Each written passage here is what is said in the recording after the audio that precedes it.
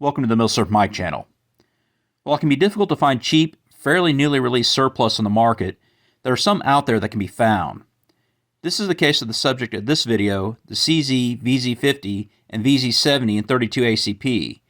So not only will this continue the coverage of Czechoslovak pistols' CZ history, you can also learn about a pistol that's very easy and cost-effective to obtain if you live in the United States.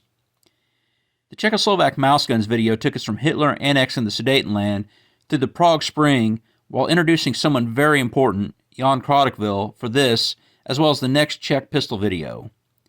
The vz.50 was developed while many of these events occurred, so here's just a quick review. Czechoslovakia would reconstitute after the Second World War and would quickly fall to communism as the Communist Party took advantage of deportation of ethnic Germans to redistribute their property. By 1948, there was a constitutional crisis, and the Communists would fully take under Clement Gottwald, who would act as a Stalin clone. This meant 5-year plans and purges. Members of the business class would be sent to labor camps under Action B, and clergy would be forced to swear an oath of loyalty to the state under Action K. Luckily for the people of Czechoslovakia, Gottwald would become a good communist in 1953 after catching pneumonia at Stalin's funeral. There would be some liberalization in the latter half of the 50s and 60s until the Warsaw Pact crushing of the Prague Spring in 1968. It's one of the aforementioned purges in 1948 that allowed Jan Karlicky to be promoted to head of design of the weapons department at CZ. Jan and his brother Yaroslav would both find employment at CZ at Strakonitz while in their mid-20s. Jan would start on January 16, 1937 in the weapons department under František Majska and his deputy Václav Polanka. Jan would be part of the team that worked on the self-loading rifle for the military. The Soviet Union would show some interest in this rifle before the war, before proceeding with the Tokarov rifles, the SVT-38 and SVT-40. His brother Yaroslav would join the company on August 16, 1940, although there's some evidence out there that he first worked with CZ in 1936, working as a locksmith and technical clerk in between time. During the war, they would continue work on the semi-auto rifle in secret, while improving the vz.36 25 ACP pistol right after the war for simpler production. Both brothers would be on the patent.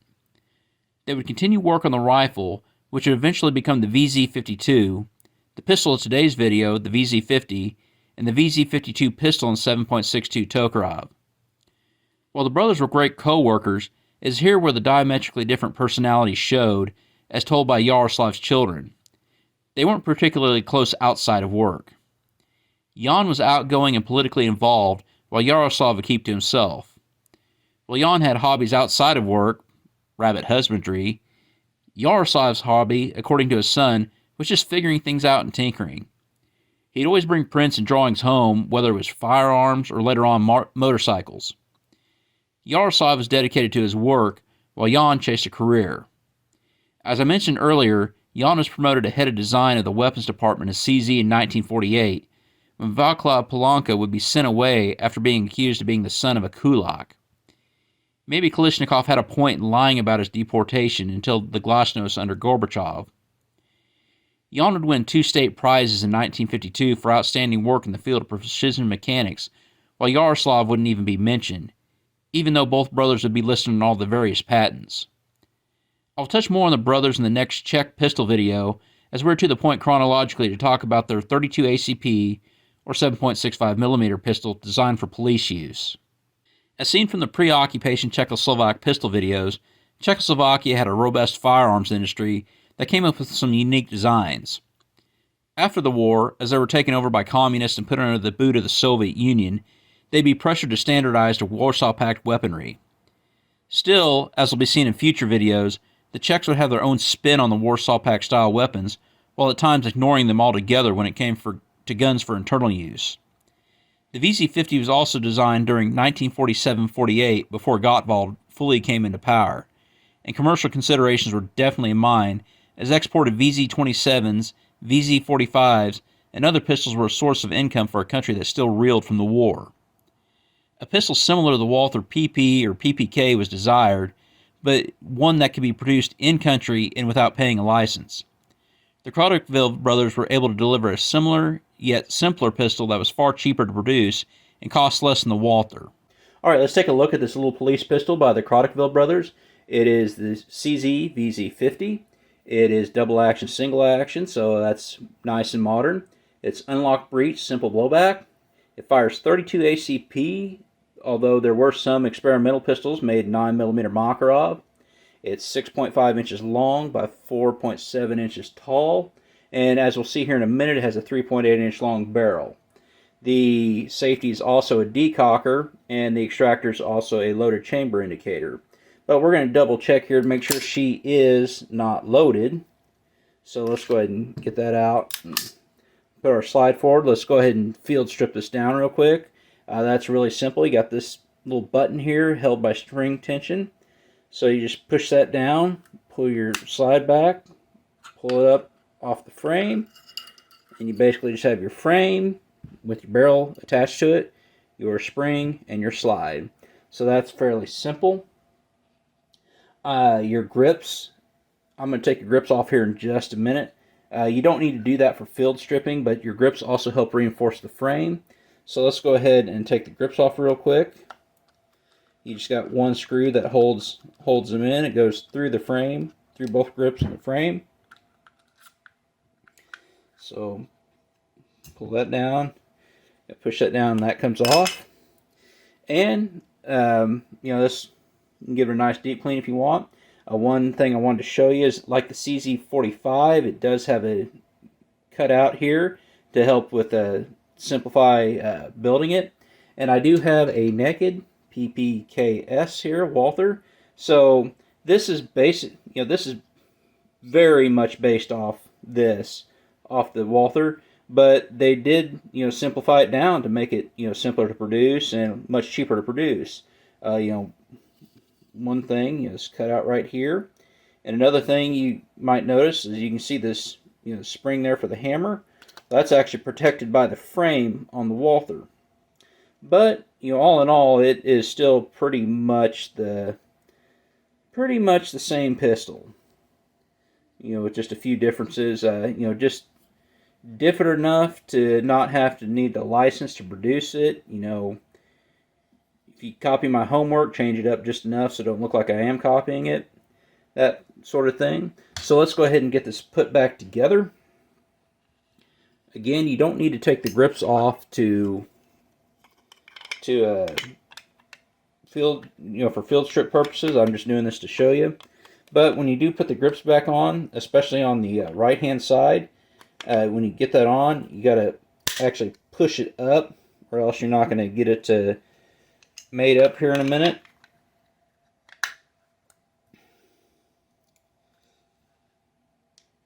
So I'll get our screw through here. So we got that back on, and basically to get it back together, you got your spring, and you got your large end, you got your small end. You want your small end to go over the barrel. The large end will made up with the slide, so that it gets stuck in there. Again, you just got to hold your button down, and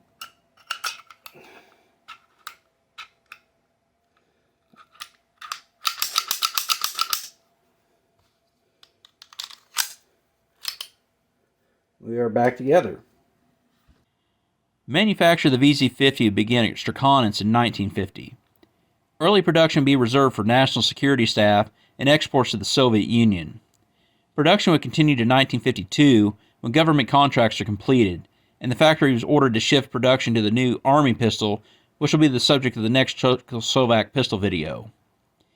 In 1954, the Czechoslovak government ordered the CZ plant in Strakonitz to terminate all arms production, and by the end of 1955, they would become a motorcycle factory.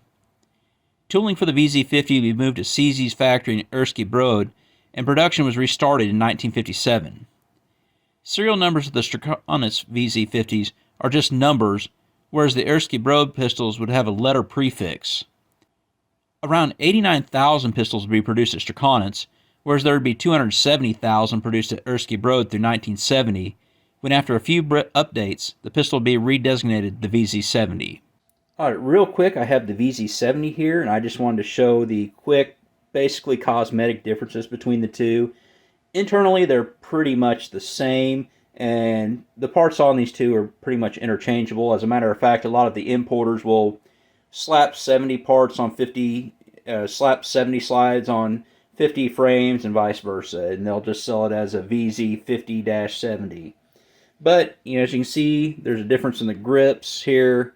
Actually, these grips are thinner and lighter, and you can see that the takedown here comes out a little bit more. But basically, they're pretty much the same pistol. I just wanted to show the kind of the slight differences between the two. The vz.70 was produced through 1981. The serial numbers would continue the letter prefix through J when it returned to just serial numbers in 1972. Beginning sometime in 1979, the Greek letter delta would denote changes in the hold-open catch extractor, which affected parts for compatibility. 819,000 vz.70s would be produced. vz.50s and vz.70s would see massive exportation, including communist China, where they would find their way to Vietnam, and there could be possibly GI bringbacks. There's also a massive, quote, Africa contract in the late 1970s, early 80s, and these pistols would see an overlapping DP marking. I can see why these would be desired by various nations, as they are a great firing little pistol.